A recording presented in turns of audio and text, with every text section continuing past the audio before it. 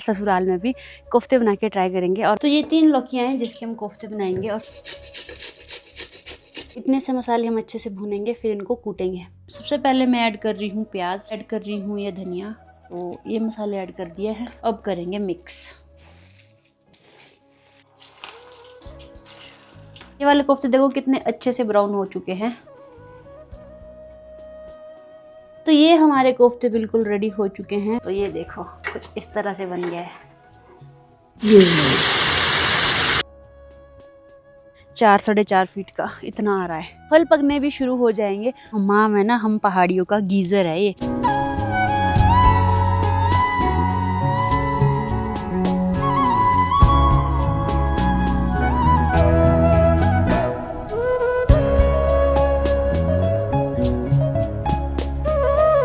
Hello everyone, स्वागत है आप सभी का फिर से एक और नए व्लॉग में।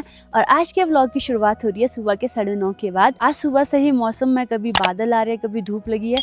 और अभी हल्की हल्की धूप लगी है ना, बहुत रिलैक्सिंग सा मिल रहा है। हमारे यहाँ पे तो अभी भी बहुत ज़्यादा ठंड है। साथ में ही जैसे जैसे ही दिन आगे बढ़ रहे हैं ना, ग्रीनरी काफ़ी ज़्यादा आ रही है और आसपास के नज़ारे बहुत सुंदर हो रहे हैं देखने के लिए। जैसे ही धीरे धीरे गर्मियाँ आती रहेंगी ना, धीरे धीरे ही पहाड़ों में फल पकने भी शुरू हो जाएंगे। अभी फिलहाल तो यहाँ पे फ्लावरिंग का टाइम हो गया है। आजकल सेब में फ्लावरिंग चली है। पिछली वीडियो में आपने बहुत सारे सवाल पूछे थे, तो आज मैं उनका आंसर भी दूंगी। फिलहाल के लिए अभी दिखाती हूँ मैं क्या कर रही हूँ। तो आज अभी मैंने सुबह सुबह यहाँ पे हमाम जला दिया है। तो इसमें ना कूड़ा भी जल जाता है थोड़ा बहुत। हमाम जलाने की सबसे अच्छी बात यह है कि इसमें जो यहाँ पे जो आसपास छोटा मोटा कूड़ा होता है ना, वो भी इसमें जल जाता है। और उससे क्या होता है कि साफ़ सफाई भी रहती है और ज़्यादा कूड़ा भी नहीं होता है। तो ये अच्छी चीज़ है इसके लिए, क्योंकि अदरवाइज़ हमारा छोटा छोटा कूड़ा वेस्ट होता है तो हम फेंक देते हैं। पर इसमें जला के साथ में पानी भी गर्म हो रहा है, साथ में कूड़ा भी जल रहा है। और जैसे मेरे पार्सल आए होते हैं तो उसके भी बहुत सारे पैकेट बच जाते हैं, तो वो भी मैं इसी में जला देती हूँ। तो फिलहाल के लिए भी पानी गर्म हो गया है और मैं जा रही हूँ अभी नहाने। और ये जो हमाम है ना, हम पहाड़ियों का गीज़र है ये, क्योंकि इसमें पानी बहुत जल्दी गर्म हो जाता है। तो जैसे कि यहाँ पे देखो, ये सारी सूखी लकड़ियाँ हैं। जैसे कोई पेड़ सूख जाता है, मान लो सेब का पेड़ सूखा है तो, या फिर कोई बान का और मोरू का पेड़ सूख गया है, तो उसकी टहनियाँ देखो। जैसे कि सुबह सुबह यहाँ पे जोड़ी लेके आते हैं गाय के लिए, मोरू की या बान की। फिर गाय उससे पत्ते पत्ते तो खा लेती है और उसके बाद ये छोटी छोटी लकड़ियाँ रह जाती है, तो इनको हम सुखा देते हैं और फिर ये हमाम में जलाने के काम आती है। पहाड़ों की एक खास बात ये है कि यहाँ पे ऑलमोस्ट हर एक चीज़ रिसाइकल हो जाती है। साथ में ही इसमें पानी गर्म करने के बाद जो राख बच जाती है, जैसे हमने लहसुन बीजी है तो ये राख इसमें डालेंगे लहसुन के बीज में। क्योंकि ये जो राख बनती है ना, ये भी थोड़ा खाद की तरह ही काम करता है। मतलब कोई भी चीज़ पहाड़ों में वेस्ट नहीं होती है, मैं मैक्सिमम चीज़ें रिसाइकल होती है। इसीलिए ही यहाँ की जो हवा भी है वो भी प्योर है और यहाँ का जो रहन सहन है वो भी अच्छा है। और आज के दिन है हनुमान जयंती, तो आप सभी को मेरी ओर से हनुमान जयंती की शुभकामनाएं। अब बस मैं नहाने जाऊंगी और आपसे मिलती हूँ नहाने के बाद। तो अभी मैं नहा के आ गई हूँ और अब मैं करने वाली हूँ अपनी स्किन केयर। कुछ दिन पहले मुझसे पूछा भी था किसी ने क्वेश्चन में कि आप अपनी स्किन केयर रूटीन शेयर करो। सबसे पहले मैं एक टोनर यूज़ करती हूँ। तो मैं यूज़ कर रही हूँ क्योर स्किन के प्रोडक्ट्स। वैसे मैंने इसके प्रोडक्ट्स पहले भी यूज़ किए हैं, काफ़ी अमेजिंग रिजल्ट्स मिलते हैं। क्योंकि रिसेंटली ना मेरे फेस पे काफ़ी ज़्यादा डार्क स्पॉट हो चुके थे, अनइवन स्किन टोन हो चुकी थी, कहीं पे थोड़ी ब्राइट थी, कहीं पे थोड़ी डार्कनेस हो गई थी इधर इधर। तो मुझे लगा था कि अब किसी डर्मेट्स को ही दिखाना पड़ेगा और मैंने डाउनलोड की क्योर स्किन ऐप। अगर आपको भी डाउनलोड करनी है, आप इसको अपने गूगल प्ले स्टोर और ऐप स्टोर से कहीं से भी डाउनलोड कर सकते हो। उसके बाद इसमें आपको अपना लॉगिन करना है। ये आपसे पूछेंगे आपका जेंडर क्या है, फिर आप अपने जेंडर के हिसाब से और अपनी एज के हिसाब से आप अपनी स्किन प्रॉब्लम्स बता सकते हो। क्योंकि क्योर स्किन में है रियल और सर्टिफाइड डर्मेट्स, जो आपको आपकी स्किन के अकॉर्डिंग और आपकी प्रॉब्लम के अकॉर्डिंग आपके लिए कस्टमाइज किट तैयार करते हैं। फिर उन्होंने मेरे फेस को स्कैन किया कि क्या क्या दिक्कत है, और फिर आपसे कुछ एक क्वेश्चन भी पूछेंगे कि आपको क्या क्या चीज़ें हैं, क्या क्या दिक्कत है, और आपकी क्या डाइट रहती है, और आपका लाइफस्टाइल कैसा है। तो सारी चीज़ों को कंसीडर करके वो आपके लिए एक कस्टमाइज्ड किट तैयार करते हैं। क्यों मतलब इतने सारे प्रोडक्ट्स मुझे सिर्फ 2200 रुपये में मिले, क्योंकि आपको तो पता है स्किन केयर के प्रोडक्ट्स अब कितने कॉस्टली हो चुके हैं। लेकिन क्योर स्किन की इस कस्टमाइज्ड किट में मुझे मिले हैं सिर्फ 2200 में 5 प्रोडक्ट। सबसे पहला है फेस वॉश, जो कि आपको सुबह और शाम यूज़ करना है। मॉर्निंग में नेक्स्ट है फेस ये सनस्क्रीन, क्योर स्किन का ये SPF 40+ सनस्क्रीन, इसमें कि सेरेमाइड्स भी है और सेरेमाइड्स आपकी स्किन के लिए बहुत अच्छा होता है, तो ये लगा लेते हैं सनस्क्रीन। नेक्स्ट मुझे रिकमेंड किया गया है क्योर स्किन का एक ग्लूटा एक्टिव ब्राइट, तो इसमें कैप्सूल है जो कि डेली खाने पड़ते हैं। तो नेक्स्ट मैं ले रही हूँ ये ग्लूटा एक्टिव ब्राइट के कैप्सूल। तो मॉर्निंग की तो यही स्किन केयर है। अब नाइट टाइम आपको क्लिंजर यूज करना है। नेक्स्ट मुझे दिया गया है बेरी स्ट्रक्चर क्रीम जो कि आपके स्किन बैरियर को रिपेयर करता है। नाइट में ही हमें यूज करना है ये मल्टी एक्टिव करेक्टर, क्योंकि जो ये अनइवन स्किन टोन है उसके लिए ये दिया गया है। तो और इसके साथ ही आपको पूरी इंस्ट्रक्शन दी जाती है कि आपको इसको किस तरह से यूज करना है। आपके लाइफस्टाइल के हिसाब से आपको आपका डाइट प्लान भी सजेस्ट किया जाता है। जैसे कि मुझे बोला है कि मुझे शुगर नहीं लेनी है, नो शुगर, जंक फूड और फ्राइड फूड को अवॉइड करना है, मुझे ये बोला गया है। अगर आप भी अपने स्किन इश्यूज को फेस कर रहे हो और आपको नहीं समझ आ रहा है कि क्या करना है, तो आप भी क्योर स्किन ऐप को डाउनलोड कर सकते हो। तो लिंक आपको डिस्क्रिप्शन में मिल जाएगा और साथ में आप मेरा कूपन कोड भी यूज कर सकते हो जो कि है मधु100, तो आपको 100 रुपीज भी ऑफ पड़ जाएगा। और एक चीज अच्छी इसमें ये भी है कि इसके आपके फॉलोअप सेशंस होते हैं। डॉक्टर आपको टाइम टू टाइम पूछते रहेंगे कि आपकी स्किन में क्या इंप्रूवमेंट है, क्या चीजें हैं। और साथ में ही अगर आपको कोई भी क्वेश्चन होते हैं तो आप कभी भी डर्मेट से डायरेक्टली पूछ सकते हो कि आपकी क्या क्वेरीज रहती है। बिंदी लगा लेते हैं, बिंदी। जब आप कंटिन्यूसली इन प्रोडक्ट्स को यूज़ करते हो तो आपको डेफिनेटली विजिबल रिजल्ट दिखने वाले हैं। जैसे कि मेरे डार्क स्पॉट्स काफ़ी कम हो चुके हैं। इस साइड को ज़्यादा थे, इस साइड भी थे, पर इस साइड कम थे, लेकिन काफ़ी कम हो चुके हैं। तो अभी दिन के 3 बज रहे हैं और उसके बाद ना इतना आलस सा आया, मैंने आज कुछ भी नहीं किया है सुबह से और थोड़ी सिर दर्द हो रही थी तो थोड़ा ब्रेक लिया। अभी मैं आ गई हूँ खेत की ओर और आपको दिखाती हूँ पिंक बर्ड अब बड़े अच्छे से आए हैं, क्योंकि 2-3 दिन से मौसम साफ़ हुआ है ना।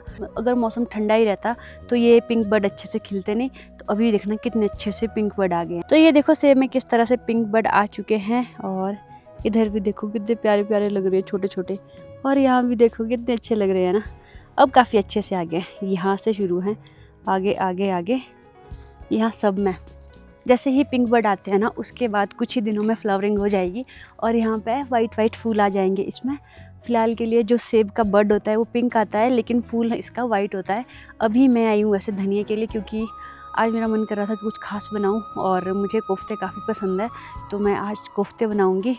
और मैंने ससुराल में पहले बनाए हैं शायद एक बार, तो जिसके लिए कि मैं आई हूँ धनिया लेने। अब जाते हैं धनिया लाने और उसके बाद बनाएंगे कोफ्ते और आपके साथ भी शेयर करूँगी। मुझे पहली बार कोफ्ते ना सुमी दीदी ने खिलाए थे। सुमी दीदी ने पहली बार मुझे मतलब कोफ्ते खिलाए थे जो घर में बने थे, और उसके बाद मुझे वो इतने पसंद आए। जो चीज़ मुझे खुद पसंद आती है ना उसकी रेसिपी मैं सीखती हूँ कि मुझे ये चीज़ पसंद है खाने में, तो मैंने दीदी से सीखे थे। और उसके बाद मैंने मायके में तो बहुत बार बनाए हैं, इस बार ससुराल में भी कोफ्ते बना के ट्राई करेंगे और बाकियों को भी खिलाएंगे। तो पहले जाते हैं इस वाले खेत में, ये धनिया का ही खेत है सारा।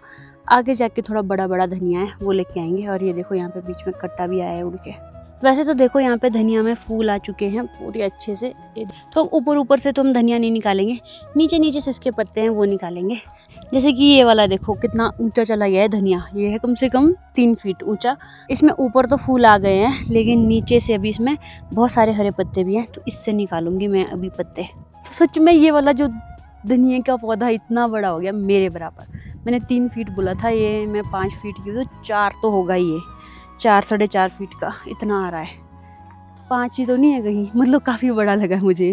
तो धनिया तो मैंने ले लिया है, काफ़ी होगा इतना सा, क्योंकि थोड़े से ही कोफ्ते बनाने हैं।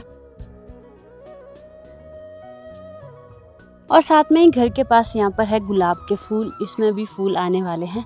जब इसमें भी फूल आएंगे तो बहुत सुंदर लगेगा देखने। तो ये 3 लौकियाँ हैं जिसके हम कोफ्ते बनाएंगे। और सबसे पहले इनको बाहर से छीलते हैं और ग्रीस करते हैं।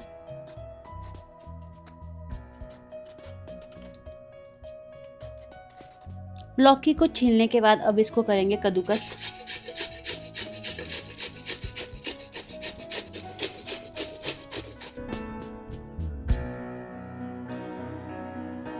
अभी लौकी तो कद्दूकस कर दी है, अब इसके लिए मसाले तैयार करते हैं। तो लौकी के लिए अब हम भुनेंगे मसाले, जीरा, मेथी, धनिया। मुझे मेथी ज़्यादा पसंद नहीं है तो मैंने मेथी कम डाली है। इतने से मसाले हम अच्छे से भुनेंगे, फिर इनको कूटेंगे। तो इन मसालों को तब तक भुनना है जब तक इससे अच्छी खुशबू ना आने लगे। हाँ अब आ रही है, चटक भी गए हैं। तो मसाले तो हमारे चटक चुके हैं, अब इनको निकालते हैं साइड में।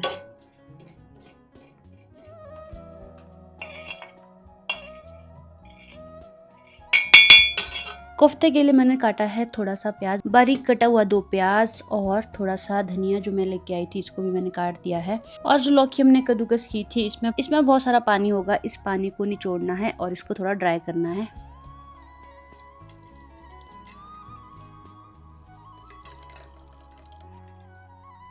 तो अब लौकी से पानी निचोड़ दिया है, लौकी होगी कुछ इस तरह की। अब इसमें ऐड करते हैं बाकी की चीज़ें। सबसे पहले मैं ऐड कर रही हूँ प्याज,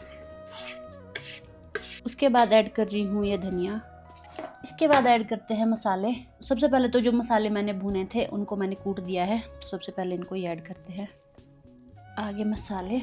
इसके बाद ऐड करेंगे हम थोड़ी सी हल्दी और नमक हम लास्ट में ऐड करेंगे, थोड़ा सा मिर्च पाउडर, और मुझे ये वाला मसाला पर्सनली बहुत पसंद है, किचन किंग, थोड़ा सा इसको भी ऐड कर देते हैं। MDH का ये मसाला है ना, सच में बताऊँ मुझे ये किचन किंग वाला जो मसाला है बहुत पसंद है, तो ये मसाले ऐड कर दिए हैं। अब ऐड करेंगे इसका बाइंडर जो कि है बेसन। तो जो बेसन है ना, मैंने ये बिल्कुल नई पैकिंग है और ये बिल्कुल साफ़ बेसन है, तो इसको मैं डायरेक्ट ही ऐड कर रही हूँ। इस तरह से ऐड कर दिया है। अब करेंगे मिक्स कुछ इस तरह से।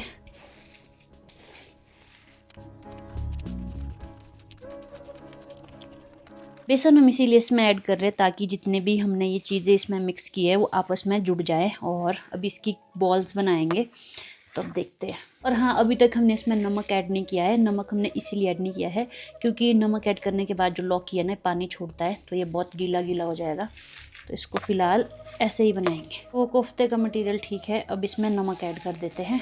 साथ में ही हम लगाएंगे तेल बॉईल करने के लिए, ताकि जैसे ही हमारे कोफ्ते बन के रेडी फ्राई करेंगे। इसलिए अब मैं इसमें नमक ऐड कर रही हूँ। अब करते हैं बॉल्स बनाना शुरू। बॉल्स बनाएंगे हम बहुत छोटे छोटे। तो अभी कोफ्ते का सारा मटेरियल रेडी हो चुका है। अब मैं तेल बॉईल कर रही हूँ ताकि हम इन कोफ्तों को जल्दी से जल्दी फ्राई करें, इससे पहले कि पानी छोड़ना स्टार्ट कर दें। तो यहाँ कढ़ाई में तेल डाल देते हैं ताकि हम कोफ्तों को फ्राई कर सकें। इतना तेल काफ़ी होगा। तो मटेरियल सारा रेडी है, अब बस इनको गोल गोल बनाना है इस तरह से बॉल, और फिर इनको यहाँ पे फ्राई करना है।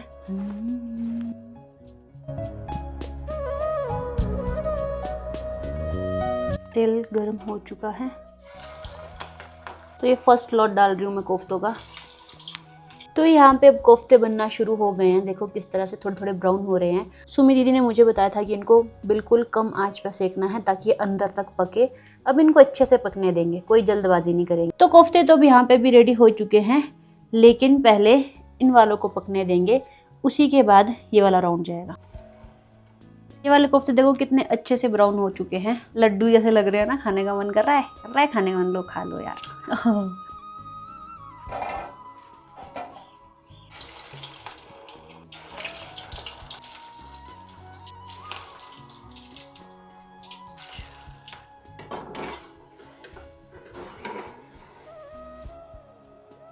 इतने से कोफ्ते बचे हैं लास्ट राउंड के लिए। अब फटाफट से इनको भी बना लेते हैं। तो ये लास्ट राउंड था कोफ्तों का, इनको भी अब निकाल रही हूँ मैं। ये बिल्कुल ब्राउन हुए हैं, और यहाँ देखो इसके साथ। तो ये हमारे कोफ्ते बिल्कुल रेडी हो चुके हैं, इनको थोड़ी देर से बनाएंगे। अभी फिलहाल मैं बना रही हूँ ये पापड़, ये मेरे को मम्मी ने दिए थे मेरे मायके से, तो अब इनको भी बनाती हूँ। थोड़े से तो तेल तो बचा है, तो इनको भी बनाती हूँ। हमारे यहाँ पे इनको शाकड़ी बोलते हैं, शाकड़ी भी बनाते हैं। कुछ इस तरह का बनाए पापड़, और बहुत टेस्टी होती है खाने को। मेरे मायके साइड इनको शिवरात्रि के दिन बनाया जाता है, तो मम्मी ने यहाँ के लिए भी भेजे थे, उससे बचे हैं, तो मैंने सोचा क्यों नहीं आज ही बना दूँ। तो ये देखो कुछ इस तरह से बन गया है।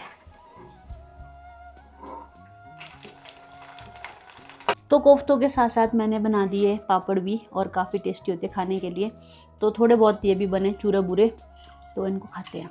तो ये खाने में काफ़ी क्रिस्पी होते हैं और काफ़ी टेस्टी होते हैं। मज़ा आ गया, मज़ा आ गया।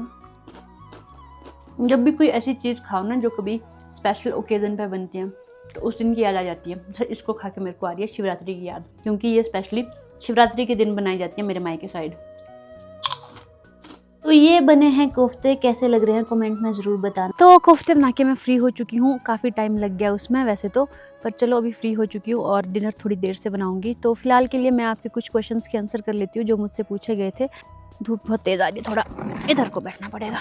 तो सबसे पहला क्वेश्चन था कि अगर आपके यहाँ नेटवर्क नहीं है तो आप व्लॉग कैसे अपलोड करती हो। तो नेटवर्क की बात करूँ तो सच में यहाँ पे नेटवर्क नहीं होता है, और अगर तो कमरों में जाओ तब तो बिल्कुल भी नहीं होता है, मतलब नेट चलता ही नहीं है। ना तो कुछ रील स्क्रॉल होती है, ना फेसबुक खुलती है, ना यूट्यूब की वीडियोस चलती है, कुछ भी नहीं चलता है। यहाँ पे सिर्फ एक दो जगह है जहाँ पे नेटवर्क आता है, जैसे कि ऊपर छत के ऊपर पीछे दिख रही होगी तो पीछे है, तो वहाँ जाती हूँ जब मुझे वीडियो मतलब अपलोड करनी होती है। उस टाइम जाती नहीं हूँ, मैं फ़ोन रख देती हूँ वहाँ पे, खुद आ जाती हूँ। फिर कई बार अपलोड हुई होती है, कई बार नहीं भी हुई होती है, तो नेटवर्क का काफ़ी इशू रहता है। और जो आप बोल रहे थे एडिट कैसे करते हो, एडिटिंग करने के लिए नेटवर्क की ज़रूरत नहीं है, एडिटिंग ऐप में होती है तो उसके लिए नेटवर्क की ज़रूरत नहीं है, लेकिन अपलोडिंग के लिए नेटवर्क की ज़रूरत है। तो वो बड़ी मुश्किल से वीडियोस अपलोड करनी पड़ती हैं, कई बार 3-4 घंटे लग जाते हैं, ऊपर ही रखना पड़ता है फ़ोन, तब जाके वीडियोस अपलोड होती है। और नेक्स्ट क्वेश्चन बहुत सारे लोगों ने ये पूछा था कि वीडियो में आवाज़ ही नहीं आ रही है। मैंने पिछली वीडियो में भी बताया था कि ये यूट्यूब का पता नहीं क्या चला है कि वो जो हमारी वीडियोज़ होती है उनको ऑटो डब कर दे रहे हैं इंग्लिश में। तो इंडिया में जितने भी यूज़र हैं उनको भी कई बार इंग्लिश में वीडियो जा रही है या फिर आवाज़ ही नहीं आती है। तो आप जब वीडियो प्ले करते हो उसके बाद आप सेटिंग का ऑप्शन होता है, उससे ऑडियो ट्रैक को चेंज कर सकते हो ओरिजिनल के लिए, या उसको बस चेंज करके देखो कि वॉइस आ रही है या नहीं आ रही है। क्योंकि मैं माइक लगा के बोल रही हूँ तो वॉइस ना आए ऐसा होना नहीं चाहिए, पर अब पता नहीं क्या इशू होगा। फिर ज़्यादातर मैंने यही देखा कि यूट्यूब से ऑटो डब हो रहा है तभी वो वॉइस नहीं जा रही है। तो एक बार आप सेटिंग से ऑडियो चेंज करके देख लेना, फिर आप देखना कि वॉइस आ रही है या नहीं आ रही। तो अगर किसी के और कोई क्वेश्चन है तो आप मुझसे पूछ सकते हो, मैं उसके भी आंसर करूँगी। फिलहाल के लिए अभी हो गया है सनसेट और अब लग जाती हूँ डिनर की तैयारी में, क्योंकि हस्बैंड आएंगे तो उनको भूख लगी होती है। और वैसे तो हमारे हर दिन कोई ना कोई गेस्ट आ ही जाते हैं, मतलब लास्ट टाइम ऐसा मुझे याद नहीं है कि हमारे घर पे शाम को कोई गेस्ट नहीं थे, ऐसा कब हुआ। तो शाम को कोई ना कोई आ ही जाते हैं, क्या होता आज भी कोई गेस्ट आ जाए, तो अपनी प्रिपरेशन पूरी रखते हैं। अब ये देखो यहाँ सामने जंगल में सनसेट नहीं हुआ है, लेकिन नीचे को यहाँ पे सनसेट हो चुका है, और सनसेट आजकल हो रहा है वहाँ जाके, पूरा खाली है। और ये जंगल देखो, इसमें अभी सनसेट होना बाकी है, और हमारे घर पे भी सनसेट हो गया है। तो ये पहुँच चुके हैं जीतू जी, और आज के मेहमान निकल चुके हैं ऊपर। हेलो रित्वी, आज आया सबसे बड़ा मेहमान, हाय। तो अभी अब मैं तड़का लगाने लग गई हूँ कोफ्तों में। पहले ग्रेवी तैयार करेंगे कोफ्ते के लिए, और इसमें भी मैंने बारीक कटा हुआ प्याज डाला है और थोड़े बहुत बेसिक मसाले डाले हैं। टमाटर के लिए मैंने प्यूरी बनाई है टमाटर की, अब ये ऐड करेंगे। थोड़ी सी मैंने दूध की मलाई ली है, थोड़ी सी मैंने दही ली है, इसमें है काजू का पेस्ट भी डालेंगे। तो अब मैं ऐड कर रही हूँ टमाटर की प्यूरी। ये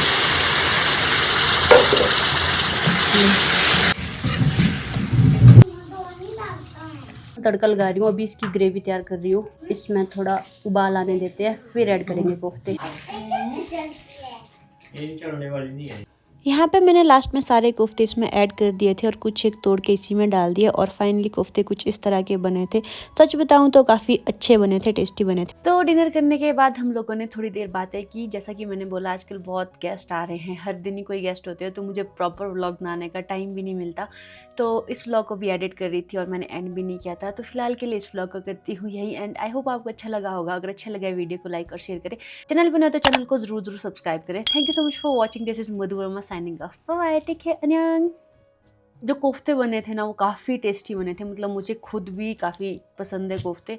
और ऐसे कोफ्ते मैंने लास्ट टाइम खुद से मतलब सबसे टेस्टी मुझे कल वाले कोफ्ते लगे थे आज तक मैंने जितने भी बनाए, क्योंकि शायद उसमें धनिया ऐड हुआ था। धनिया का भी एक अपना ही फ्लेवर होता है। मैं सामने देख रही हूँ कि कटफोड़े ने पेड़ में इतने ज़्यादा चोंच मार के 3 से 4 घर बना दिए हैं। मेरे फ़ोन का जूम इतना अच्छा नहीं, दिखा नहीं पाऊँगी। चलो नेक्स्ट व्लॉग में कोशिश करूँगी दिखाने की। मिलते हैं नेक्स्ट व्लॉग में, तब तक बाय बाय, टेक केयर, अन्यंग।